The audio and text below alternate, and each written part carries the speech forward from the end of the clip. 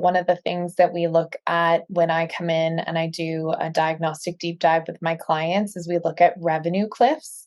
And oftentimes it's not that your customer doesn't want to return, it's that you don't actually have an opportunity for them to do more business with you.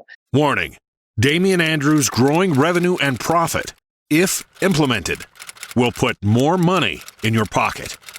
Please use with caution.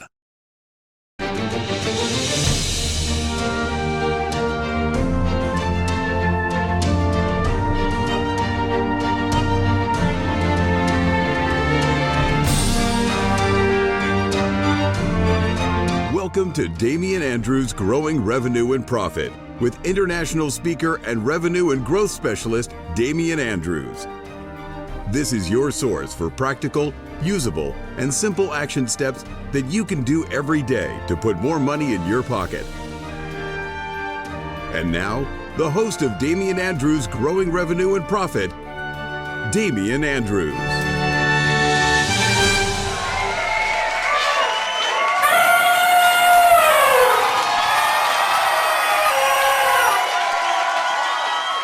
And the crowd cheers widely to the trumpeting blasts of elephants sliding through eyes of needles. This is Damian Andrews' Growing Revenue and Profit, the program that deals with all things that puts more cash in your pocket. This is the show that handles your revenue riddles, profit puzzles, operational oddities, and culture conundrums. I am the one, the only Damian Andrews, and with me today is the amazing and lovely Lauren Goldstein. Now, Lauren is the founder and CEO of the award-winning and globally recognized business consulting firm Golden Key Partnership. Her clients lovingly nicknamed her the Biz Doctor, which is also the name of her podcast. Now, Lauren is an expert in helping business owners diagnose the real root cause of their team and operational challenges so their business can sustainably and profitably scale without burning out. Lauren, such a pleasure to have you on the show. Thank you so much for having me. I'm really looking forward to today's episode. Fantastic. Now, and we were talking about in the pre-show, and I'm going to be a little bit honest here. When listening to your podcast, I had a little bit of a crush because your podcast, the episode I was listening to, was all about customer retention, getting repeat clients, and the lifetime value of the customer, and also referrals. Now, you really got into a lot of detail of that, and I could hear that you really, really knew your stuff in that space. Let's dive straight in about that. How important is that from a business perspective to focus on that customer retention and referrals? Well, in my opinion, in my experience over the past 12 years doing what I do, I would say very important, because what I focus on is back-end revenue. So how do you keep more of the money that you worked so hard to earn? And one of the best ways to do that is to look in the garden that you've already built, which is the customers that you've already served. Because one, we all know that the cost of an acquisition or getting a new client or a new customer can sometimes be pretty high. It can take a long time, but once you have made that sale and gotten the new client, more often than not, they're much more receptive to doing more business with you, buying more products. So their profitability and lifetime value of that customer will go up exponentially. And fun fact, you don't have to work so hard. I really love that. What I don't understand, and from my experience working with businesses as well, is a lot of people work really, really hard on getting those customers in, but there's systems around retaining the customers and is quite minimal, if existent. And the referrals, I would say in most cases, is non-existent, having a system for that. What is it, do you think, that stops business being aware, of people who are running the business being aware that this is probably the most easiest way to generate revenue? Oh boy. I mean, that could be a Pandora's box we go into.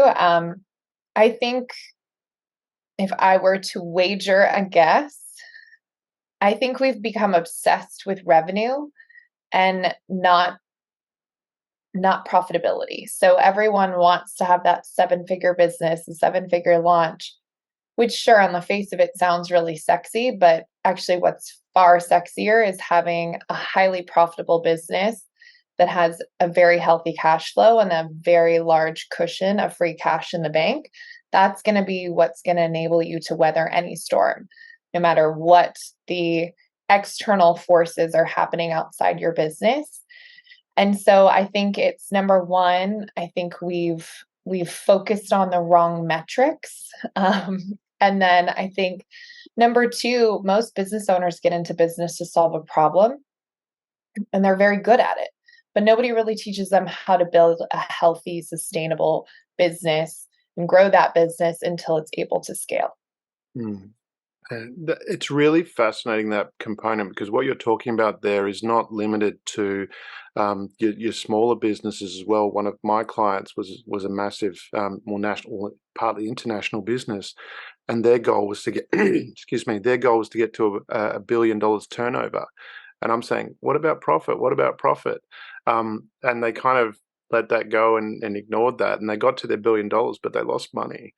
They had revenue in the bank, or cash in the bank to deal with that. But this is what I was wondering from that perspective, when we're talking about the profitability, as you said, if you've got the cost of getting a customer, and Mhm. the customer's come and had a good experience, then the likelihood of them returning is pretty high if you've got the Mhm. right systems in place. What systems would you put in place to ensure that let's say, make it a higher probability um, Yeah. that they will return? Are there any key things that you could put in place to ensure that?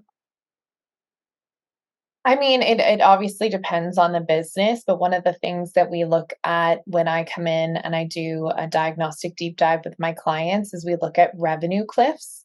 And oftentimes it's not that your customer doesn't want to return, it's that you don't actually have an opportunity for them to do more business with you. Mm, So a revenue cliff is something that we look for to see where the revenue actually drops off from a client or a customer. And then we look for ways, hopefully existing ways, because I don't love adding more things to busy business owners' plates. So look for ways, and that's what the episode was kind of about, the hidden veins of gold in your business.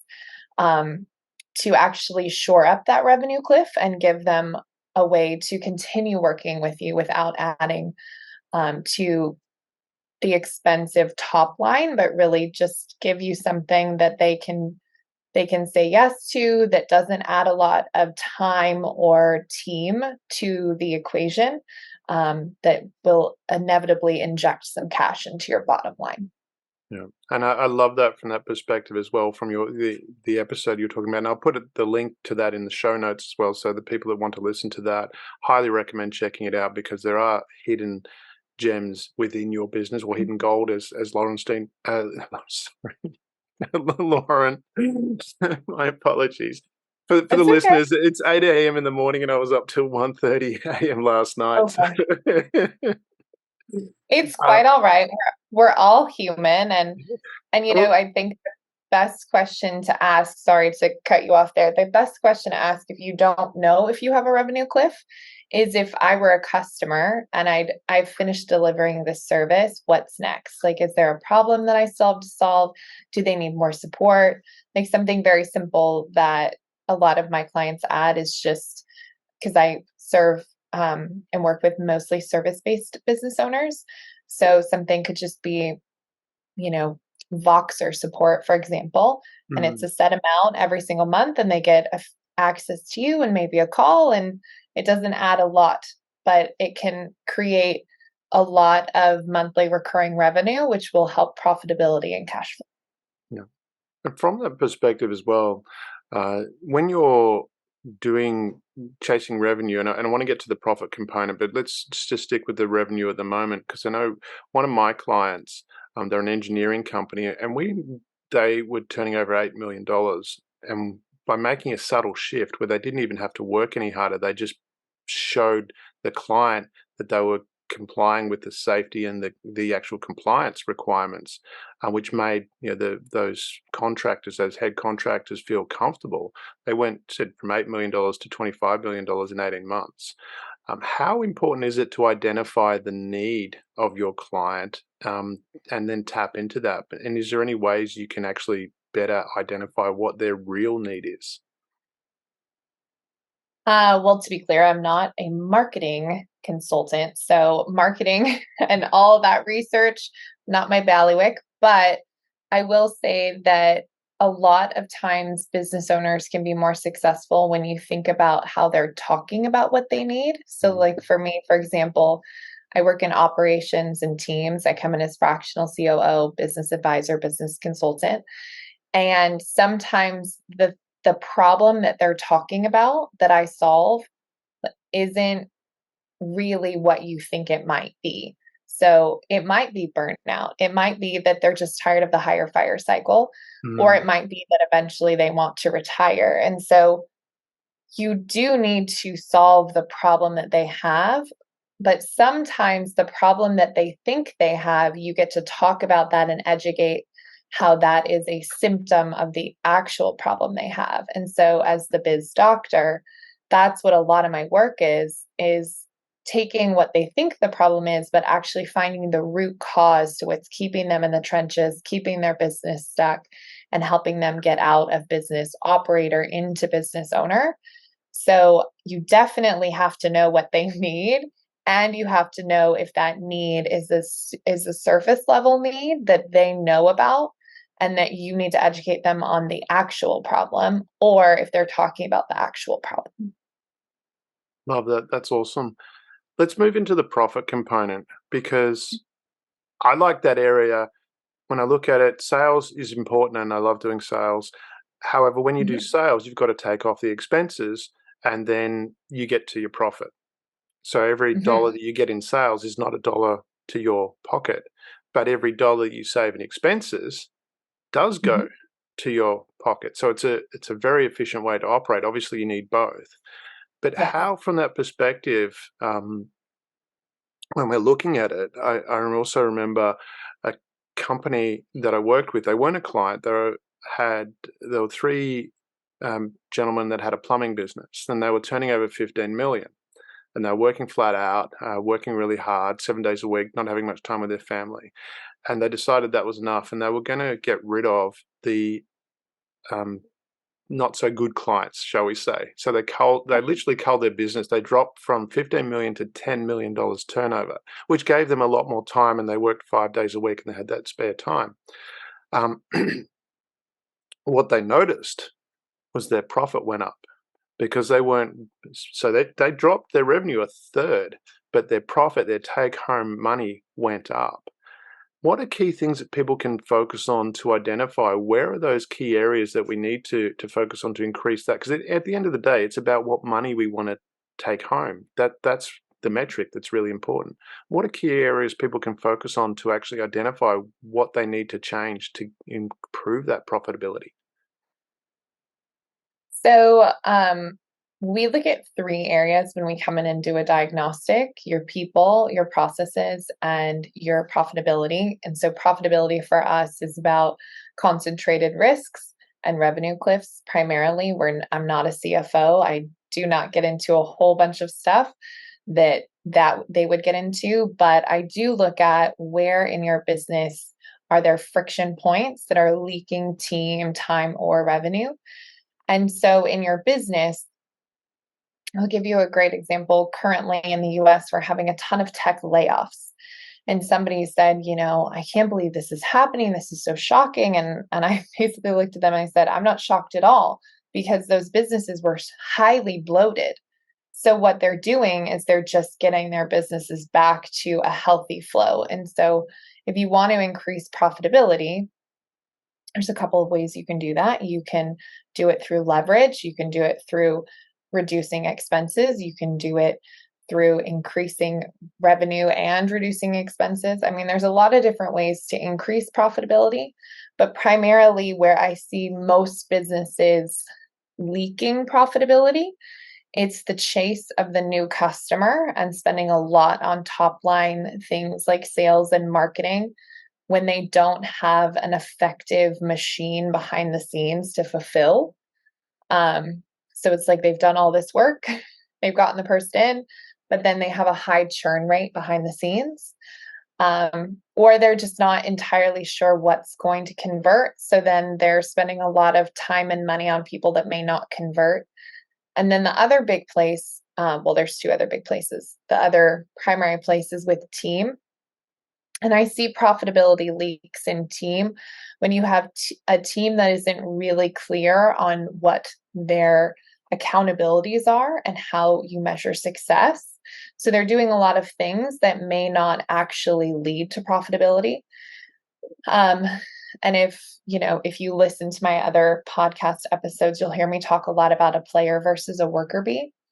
So players create profits, worker bees create expenses.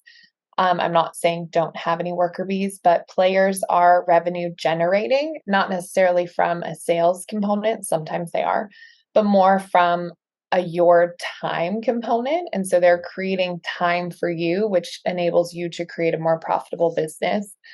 And then, of course, with operations and creating leverage, the more automated and systematized things you have that don't take that time will inevitably also help create more profit.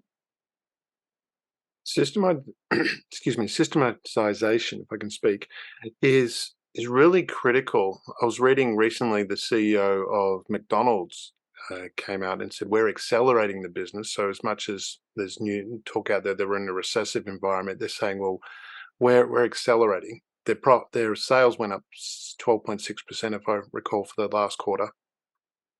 And what they're doing is they're putting in place technology that will free up the time of managers so they can be more aware of what the customers' needs, what the market needs are, and then be more adaptable.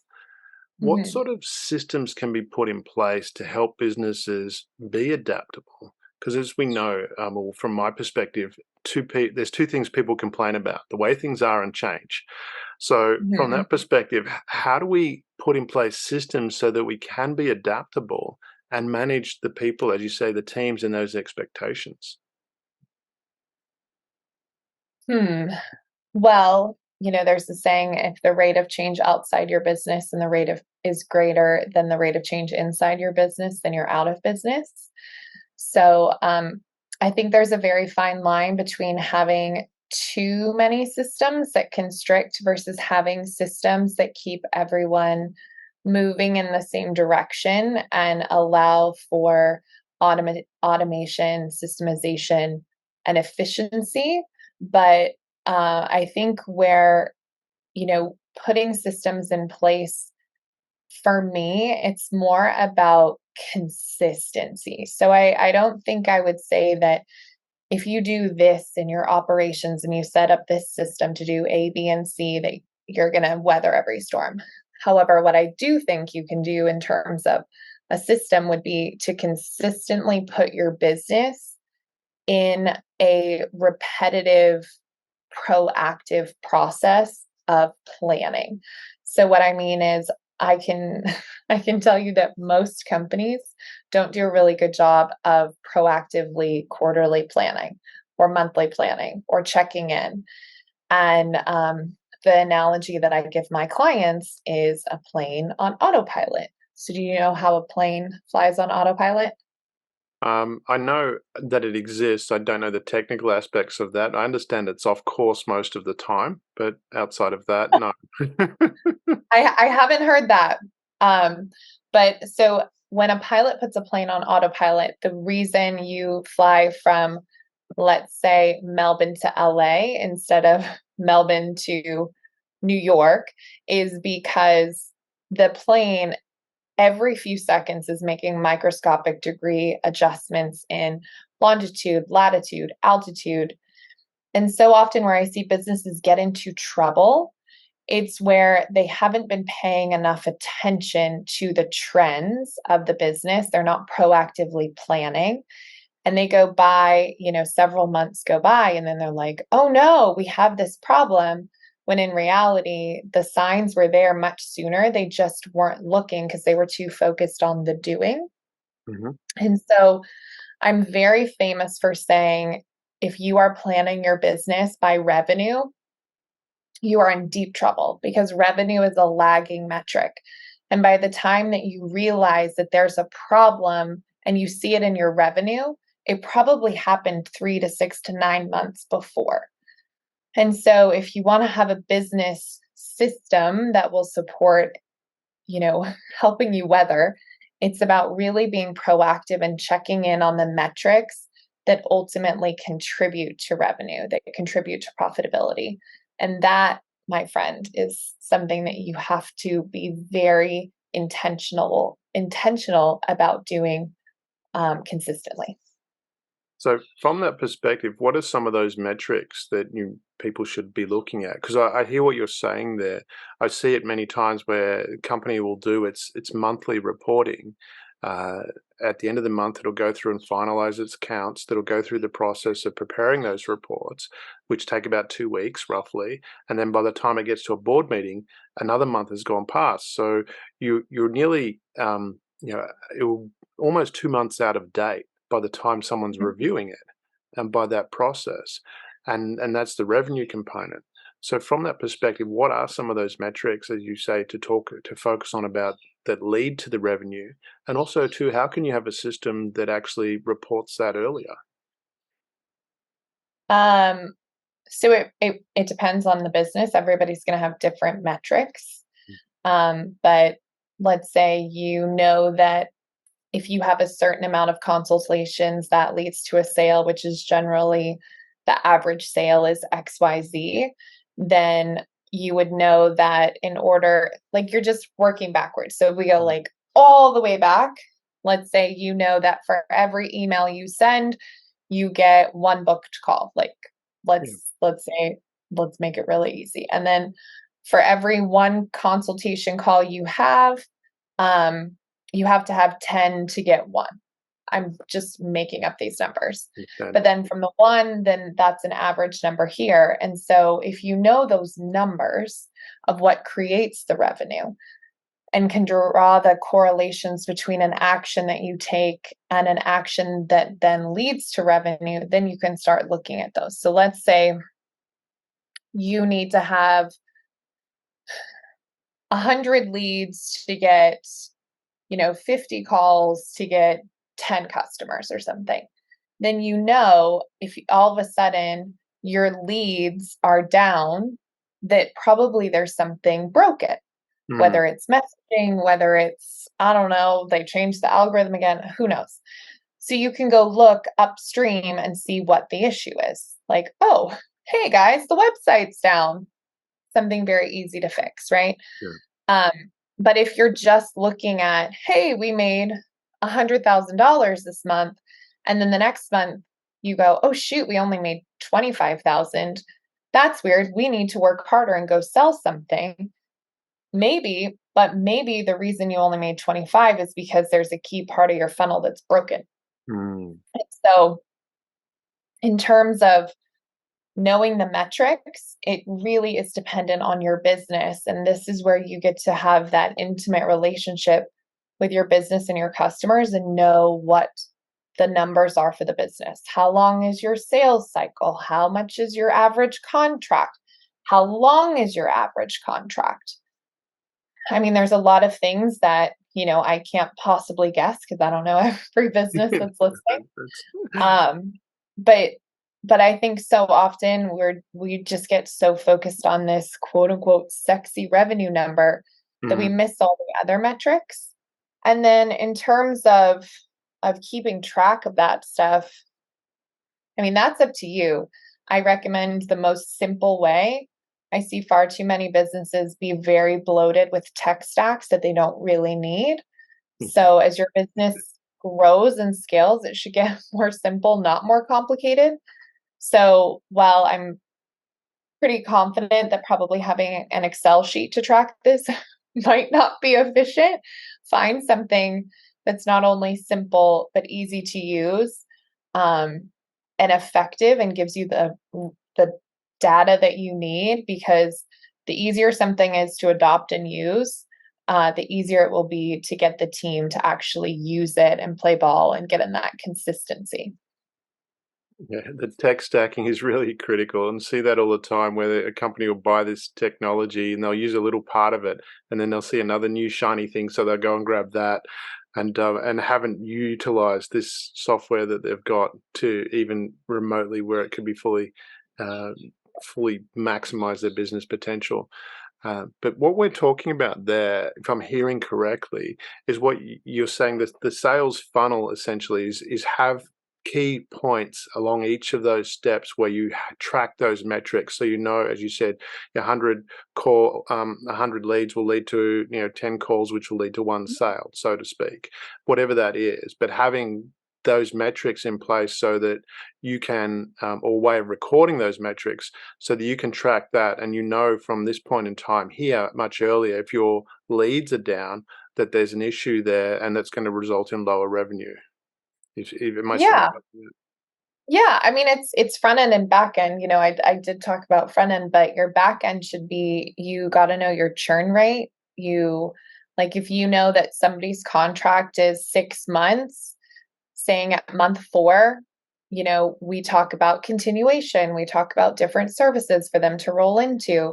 You don't do it, 5 days before the contract ends, because then you don't have any forecasting ability or any predictability. And successful, sustainable businesses really thrive on predictability, whether it's cash flow, whether it's profitability, whether it's revenue, whether it's customer volume. That predictability and consistency is really the key, because that's going to build momentum.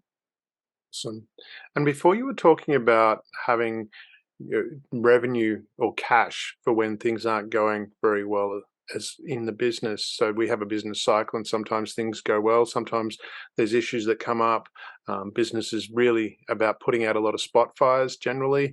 From that Mhm. perspective, having that cash available, having that safety buffer, I remember reading that Bill Gates, when he started Microsoft, thought it's not going to succeed, and I just want to make sure there's enough there to look after the employees. So he mandated that they have at least 1 year's salary in cash in the bank, which obviously got to a very large number as the business grew. Yeah.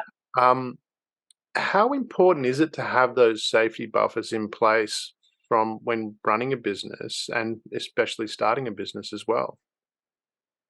I would say very important.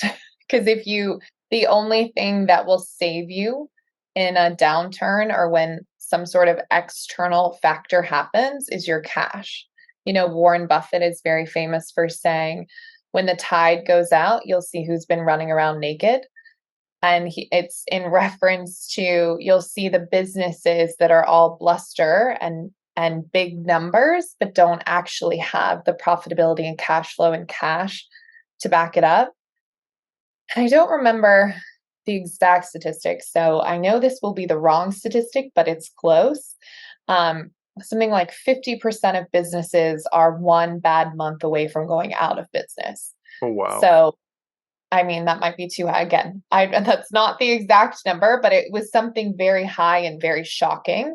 Yeah. Um, so, I mean, but you keep in mind that I don't know if the businesses they're looking at are, manufacturing, or if all businesses, including solopreneurs, who knows? But the point is that without the cash cushion, you sometimes are not able to innovate, to buy things when you need to add a new team member, to change suppliers, to do a whole bunch of things if your margins and your profitability are so thin. So then you get trapped. So with cash comes options, and it also creates a level of security and safety. And especially if you're starting a business, you want to make sure that you have that runway, um, so that you can do the investments and things that you want to be able to do without having the stress all the time. Yeah. And from a strategic planning point of view, how do we put that in place? Because as you mentioned before, you want cash to use to accelerate the business, but you need to keep cash for times that are down. How do you find that balance? Ask your question a different way. So what I'm looking at there is from that perspective, when we want to be doing things, so we're looking going, okay, well, I want to accelerate the business. I've got an issue here that I need to solve and need a new piece of plant, that kind of thing. Or Mhm, and so that's an expenditure where you need to spend money. mhm, But at the same token too, you need to keep a certain amount of cash in the bank so that you've got that buffer when things don't go so well, that you can drive it.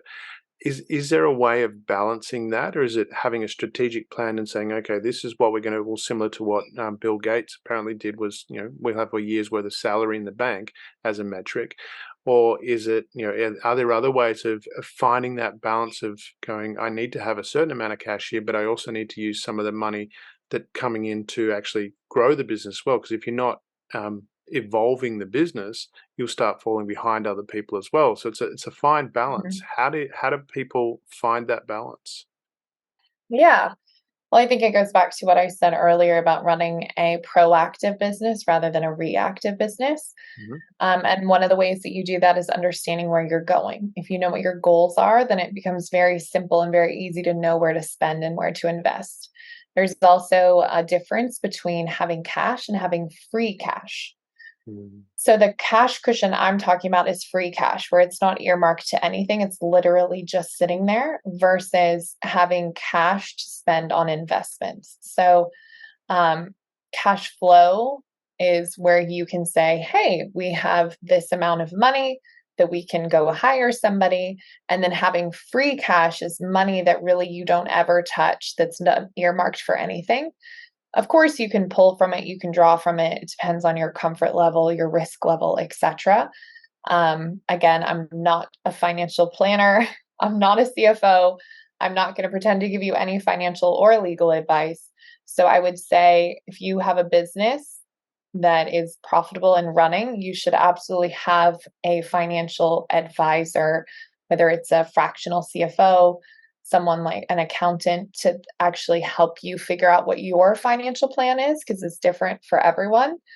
And just remember, there is a very big difference between a bookkeeper, an accountant, and a CFO. It certainly is. From that perspective, can you just give us a definition for free cash and operating cash in your view?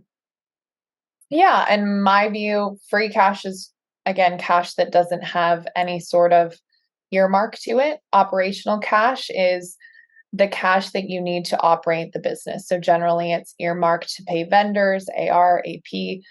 Um, it's earmarked to payroll, whatever other sort of expenses you have. And so cash flow is amount coming in, amount going out, and making sure that you always have more than enough coming in than going out. Yeah, so the operating cash sounds like it's the expenses that you know that you're going to have to pay, probably with a bit of a margin for some unexpected expenses, and you say, okay, that's my operating cash I need to keep, and then anything more that comes above that is the free cash, which you bank and use for other activities. Yeah. Love it. Thank you. And from it, let's move forward into your business. For people that are aspiring and wanting to go out and start a business, you started your business some time ago. What were some of the key drivers that motivated you to want to start the business? And did they change as your understanding of how business operated went? Because a lot of people go, I want to start a business for free time, which seems to be a bit of a misnomer. Um, Yeah. So what was your motivation for starting the business? And did that change as your business evolved? Um, well, that is a very sordid tale. I actually so I started my business 12 years ago. My former life, I was actually in the medical field. I worked in pediatric neurology and epilepsy research, was going to be a doctor. Um, then I realized that the medical field, at least here in the US, is more about insurance companies dictating patient care and tying doctors' hands behind their backs and not enabling them to do what's best for the patient. So I left and I honestly didn't know what I was going to do with my life. I had my whole identity, my whole plan around the medical field and being on that journey. And I had a very lovely mentor who was a multi-millionaire, many serial entrepreneur. And he said to me, when I was very upset about not really knowing what I was going to do, he said, I really think you should be a consultant. Mm. And granted, this was many years ago when being a consultant was not something that most people did. And if you were a consultant, you generally worked for the big four here in America. So PricewaterhouseCoopers, Accenture, etc. Independent consultants were really not a thing. Mm. And so I looked at him like he had two heads and I said, "What on earth are you thinking, Gene? I diagnose tiny humans for a living. I don't know anything about business." Granted, I come from, entrepreneurial stock. My whole family had businesses, but I really couldn't say that I was an expert in anything business related.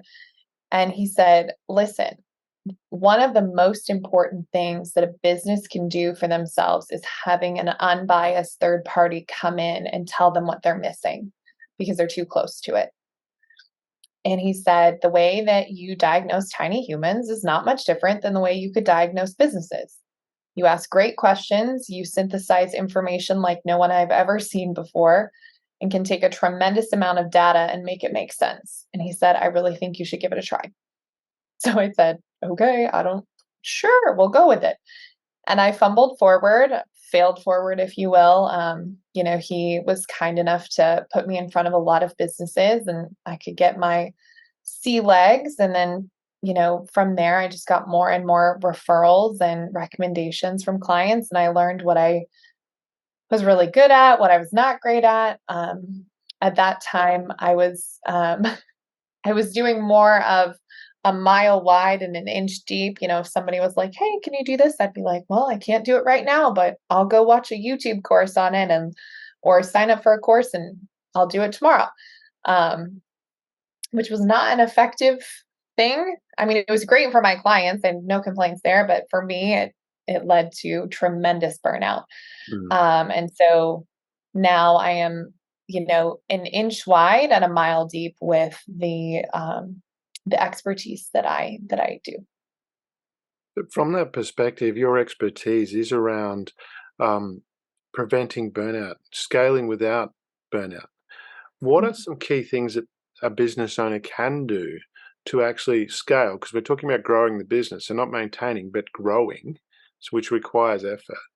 And also to then from that perspective as well, um, not burning out. So it requires effort to grow. It requires effort to maintain the status quo because you have to be growing a little bit, otherwise you're falling behind the competition anyway. Yeah. But then if you're scaling, so you're growing beyond that, which requires effort. So how does a business owner do that without burning out? What can they do?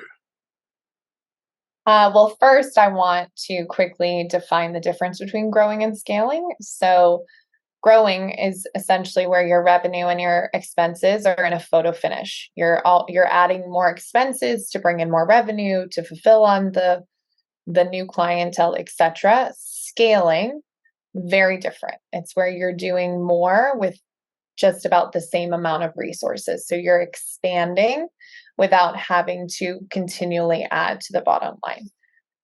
Very different how you approach them, very different how you build them, etc.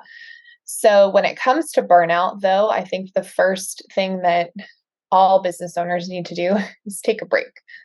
Um, I think sometimes we think it's all on us and we're the expert and we care the most and we have to be here doing the doing. And I can tell you, burned out business owners burn down businesses because you become this frenetic energy in the business that creates more friction and inefficiency than you help in most cases. In a lot of cases, it also just creates an environment of stress. And so I'd say, first and foremost, if you haven't taken a vacation in a while, just take a day, 2 days, a week, whatever you can take, do it and truly unplug. I promise your business is not going to burn down. I mean, if it does, then call me because we got bigger problems because it's not self-sufficient or autonomous.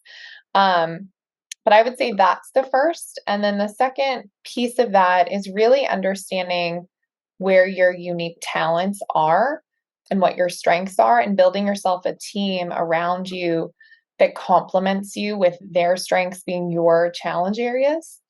Because it's something I see a lot with businesses, at least in the beginning, when they're first building their team, is they just try to carbon copy themselves. And then it's just the blind leading the blind, which then inevitably also leads to burnout. Mm. So, with that, to help, it sounds like what I'm hearing is delegation is really important, identifying what you're good at, and then being able Mhm. to delegate those components that you're not. Am I hearing Yeah. correctly? Yeah, that's definitely one of them. You can't do it all. Is that difficult for people to do, though? As a business owner, from what I've seen, a lot of business owners really feel that they have to be in control of everything. Is Mhm. there certain things that you've found in working with the business owners that you've worked with that's helped them let go and go, okay, I don't need to do all that? I know an example is a friend of mine. He had a very large business, was turning over 80 million, and he got very, very sick, bedridden, spent 9 months in Mhm. bed, could not leave the bed. He was still getting company reports and things like that. Mhm. Um, and keeping track of it, what he found in that 9 months, business went nearly to $100 million in the Yeah. time he was away. And he realized, and that was his words, he said, I realized I needed to get out of the way and let my team get on with it. And now, as he said, he goes into the office probably once a week, puts his feet up on the desk for an hour and then goes. And he recently spent 3 months riding his motorbike around Mongolia. He's still getting the reports, still managing the business, but what has there been any keys that you've seen that enables a business owner to make that logical leap and go, I need to let go here? Mm. It's funny that you share that story. I mean, it's not funny. It's quite sad that that happened to him. But of course, when you were telling this story, I was saying to myself, I bet his business did better when he was away. Hmm. Because so often there's this perceived loss of self, and Ooh. identity and purpose that happens when you let go of doing things. So Hmm. that's one of the things that that becomes the biggest hurdle is, feeling like you're useless or you don't have like a purpose or unfulfilled because you're not doing all the things that you were doing before. Hmm. And so, really understanding your value combined with, you know, why are you doing this? What is your vision? What is your business producing for your life? Hmm.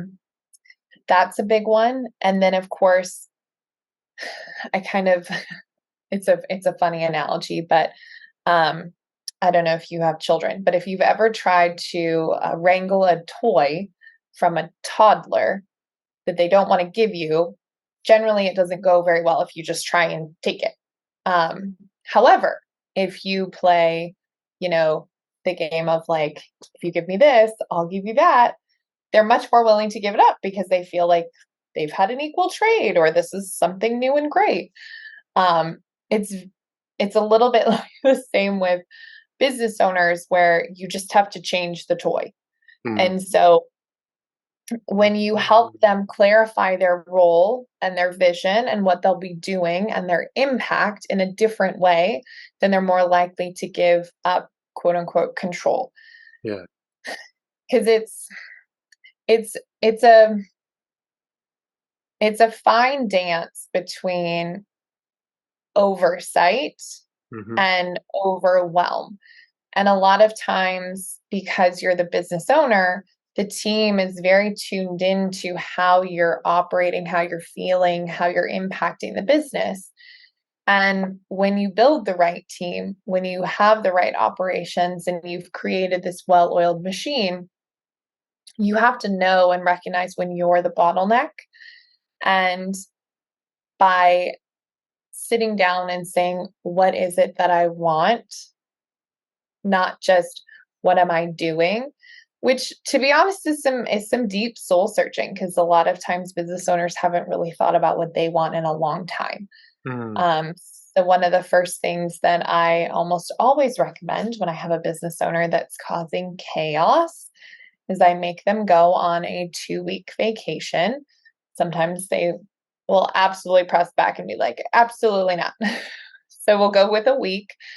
And that way we can see where in the business they were bottlenecking or what's actually broken in the business that they were duct taping with their presence so we can really create that solid foundation. Because I think a lot of it is ego, but a lot of it is also fear of who am I and what am I going to do if I'm not doing this? Ego and fear, definitely. I think I hear that a lot from what you're saying as well. Just really hear how much that is an impact on being able to step out of that. Does that translate into working on your business as opposed to working in your business? Because a lot of times you're in the trenches there and you're working on it, you're doing all this sort of stuff, but you're not stepping back and getting that high level vision of what's actually going on and where you need to go.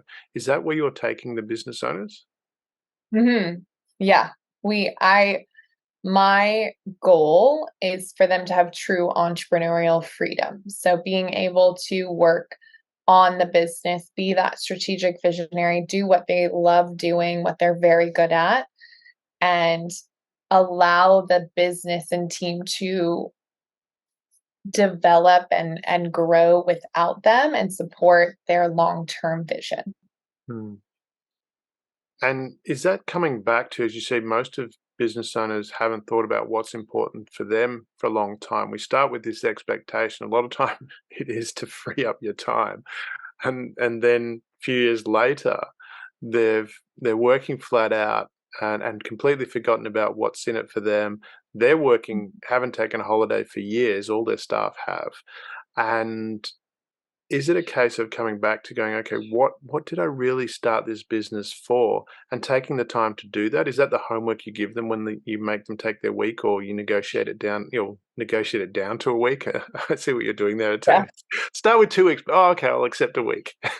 Yeah. I mean, yes, that's definitely part of the homework. But it's really about like what do you love, what do you not love, where are you going? Because the thing is the time's gonna pass anyway. So how do you want to be spending your time? And I think that so often we we believe that in order to work hard and have success, you have to hustle. I Mm, think there's a big difference between hustling 24/7 and just grinding and grinding and grinding and grinding versus having hard work and perseverance and grit, but also balance. mhm, And I've seen, you know, a lot of different companies built a lot of different ways. And the thing that I know for certain is every company is different because every business owner is different. mm, And if you think about why anybody started a business, most of the time it was to solve a problem. The other part I would say is because they wanted autonomy. So I don't think anybody really starts a business because they want time freedom. They just don't want to be told how to spend their time. And uh, I remember I was fractional COO with a client a few months ago, and we made changes to the org chart mhm, because it was a very flat org chart. There were 3 partners that were all having like these caucuses to make decisions. And one of the partners was very frustrated because he is that high level strategic person. And he saw a lot of things coming down the pipe that said, we need to prepare for this. And mm, the other partners just drug their feet. And so it cost him millions of dollars. mhm, So he was really mad. And we weighed all the things and decided that he was best suited to be CEO when we redid the org chart. mhm. And he came to me one day and he said, "You know what I realized? I didn't really want to be CEO. I just wanted autonomy to make decisions." And he's like, I don't mind being CEO, but that wasn't the goal. The goal was autonomy over decisions. And so I think that most often when we are building our businesses or even starting our businesses or maintaining our businesses, understanding what you want your role to be or what's important to you is going to help you have a better business. Like for me, and this moment in time, I really like having a high touch business where I don't have a lot of clients, but we go very deep in their businesses and we have great results. And it's really fun for me. I'm probably not one of those people that will ever have like a group mastermind. That sounds very overwhelming and stressful. So there's a lot of different ways to get to your goal, but it all starts with really understanding who you are as a business owner, your strengths, your motivations, your why, your vision, and then really being conscious about how to build the business the way that's best going to support you. And from that perspective with the business, you mentioned about hustling, you need to hustle, and that perception of needing to hustle. Mhm. And from my experience is there's certain things you can do which are going to be much more productive than others. The 80-20 rule I'm talking about here, that does work. And we hear people talk all the time about working smarter, not harder. Mhm. Yet from what I've seen of out there a lot is a lot of people work really, really hard and they hustle and they grind. Whereas if they did things a little bit simpler, it would work better. The example being that engineering company I talked about. All we did was we shifted what they were doing and we simply put in the car park that people reverse park because that's required on first year construction sites. There's a number of safety components. So we just trained the people at the office of or in their business how to operate that way. And then we Mhm. told those organizations when they come to the site, we just pointed out, I see, we've already trained our people to operate how you need them to operate from a safety perspective. Look, everyone's reverse parking. That became an analogy that when the client was looking at their tenders, they go, well, we don't have to worry about their safety because we know they're going to do it. Um, and that dramatically changed their profit, their revenue that they got, and they were profitable anyway. So is it a case of, because I look at it and think, well, life is pretty simple. And I used to think I was alone until I found Confucius' statement where he said, life is very simple. We just insist on complicating it. Is that a case as well where business owners get in there and they're actually insisting on complicating it when it could be done a little bit easier? As you said, take that vacation, get clear about where you're going. Um, and so is that the case? And what can people do to get back to simplifying? Is it letting go of ego? Is it in them? Where does it sit? 1000%. As I said a little bit earlier in the show, as your business grows and scales, it should get more simple, not more complicated. Mm, And so for me, the reason why things get complicated is for a couple of reasons. One, trying to build your business like someone else, instead of building it like mm, it should fit for you. Um, I mean, I'm not saying how can I say this? I'm not saying don't do business best practices. That's not what I'm saying. But the way that Oprah builds a business is very different than the way Warren Buffett builds a business, or Mark Zuckerberg, or Sergey Brin, or even Elon Musk. mm, And so understanding how you operate and what your strengths are will determine how you effectively build a business around you with your teams and operations. mhm, And more often than not, when I see those business barnacles that have complicated a business, it's because they thought they should do something because someone else was doing it. mhm, And it wasn't necessarily a business best practice. They're just like, oh, well, you know, XYZ engineers over here in Boca, they're doing that. So we should definitely do that too. When in reality, the reason that the Boca firm did it is because they have a structural problem that they solve in Boca, and it's mm, just not going to work in Utah. mm, And so that's one thing. And then the other thing is complication comes from lack of clarity. mhm, And so, in my opinion, When you don't understand your customers, your goals, your operations, your numbers, why you're doing something, your vision, then you tend to add things in, hoping that you are going to stumble onto the answer Mhm. instead of taking a moment and actually getting really clear on the question that you're asking to reach the answer that you want. And so, if you find your business being more complicated than it should, chances are it's because you don't know the answer to a very important question. Fantastic. I love that. Lauren, I know I mean, it's the end of the day for you and you've had a long day. And I really appreciate the time that you've shared with us here on the podcast. But before we go, if you could Mhm. share one thing, one takeaway, one must do, something that you'd want the audience to say, hey, this is really important that you should do, what would that be? What would that be? Hmm.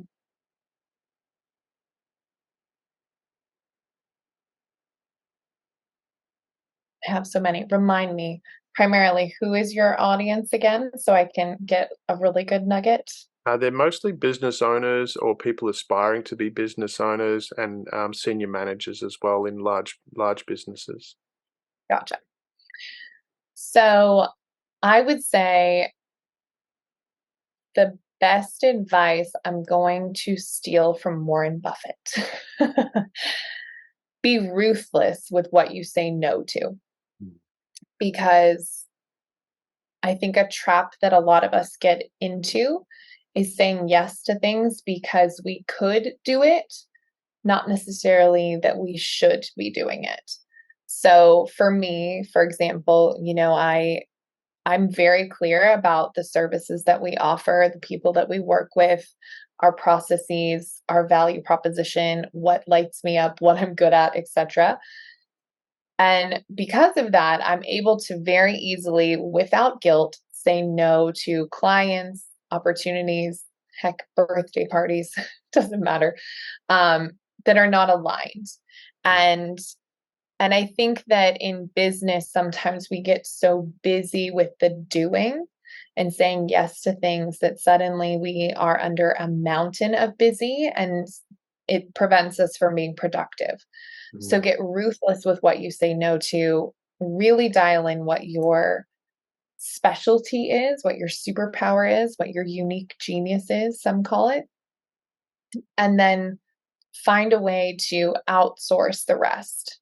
Really get clear on, it could be something as simple like something that I really enjoy, for example, is cleaning. But I also have a cleaning lady because I know that if I were to actually clean the whole house, it would take so much time versus I know that, cleaning here and there brings me, I know this is weird, great joy, but I don't want to do the whole thing. So I that's a relate. ruthless thing about saying no. So that's what I would say. Get ruthless about saying no, because saying no and creating that space will allow you to say yes to the opportunities, people, experiences, etc., that are really going to light you up. Yeah. And for the people out there that may uh, be able to touch base with you and utilize your service, what are the key things that you do offer in your business, and how do people best reach you? Yeah. So, I mean, I would say if you loved what we discussed here and you want to hear more, since I'm already in your ears, head on over to the Biz Doctor podcast. It's available on all streaming platforms. You can hear a lot more about different topics. If you're interested in having the Biz Doctor come into your business, one of our signature services is, of course, our diagnostic and our advisory program. It's all about shifting you out of operator into owner and helping you stay there and having a proactive instead of a reactive business. So those are the two things that you're available to you to go read about on goldenkeypartnership.com. We've also got some great resources there. And I would say that's probably the best place to check me out is on the podcast or on our website, goldenkeypartnership.com. Awesome. And we'll include all those details in the show notes as well for the listeners as well. Lauren, thank you so much for taking the time. It's been such valuable information. I've learned a lot. I'm sure the listeners have learned a lot. Really appreciate you being on the show. Yes, thank you so much for having me. This has been a blast.